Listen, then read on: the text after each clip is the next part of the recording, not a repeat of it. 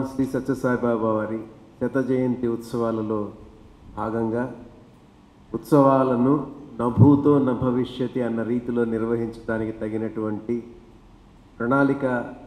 రచన, నిర్వహణ బాధ్యతలను పంచుకోవడం, వాటిని ఒక దిశానిర్దేశం ఇవ్వటం అనుగుణంగా అన్ని రాష్ట్రముల యొక్క అధ్యక్షులందరినీ కూడా సత్యసాయి సేవా సంస్థల వారిని ఇక్కడ పిలవటం జరిగింది. వారందరికీ తెలంగాణ రాష్ట్రం ఆతిథ్యం ఇవ్వటం, ఈ పవిత్రమైనటువంటి శివం ప్రాంగణంలో ఈ 2 రోజుల సమావేశం నిర్వహించటం, ఇది చాలా గొప్ప విశేషమైనటువంటి. ఈ శత జయంతి ఉత్సవాలను నిర్వహించడంలో ప్రధానమైనటువంటి పాత్ర ఈ ఉభయ రాష్ట్రాలు స్వీకరించటం, వాటితో పాటుగా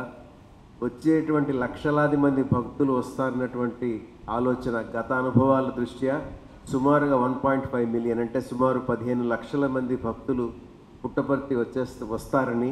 వచ్చి ఆ 10 నుంచి 15 రోజుల పాటు జరిగేటువంటి ఆ ఉత్సవాలలో వారు కూడా పాల్గొంటారని ఒక అంచనా వేయటం,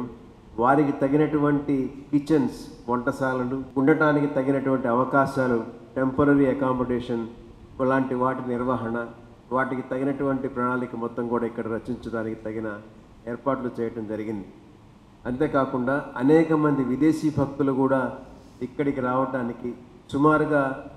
9 జోన్స్గా ఉన్నటువంటి ప్రపంచ గ్లోబల్ కౌన్సిల్ అనేటువంటి శ్రీ సత్యసాయి సేవా సంస్థలు ప్రతి జోన్ నుంచి కూడా ఒక 1000 మంది వరకు కూడా భక్తులు వస్తారని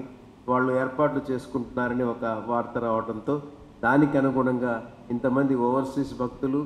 ఇండియాలో ఉన్నటువంటి అన్ని రాష్ట్రాల నుంచి, అన్ని కేంద్రపాలిత ప్రాంతాల నుంచి కూడా భక్తులందరూ పుట్టపర్తికి తరలి రావటం, ఇది వాళ్ళ జన్మలో ఒక అద్భుతమైన ఘట్టము.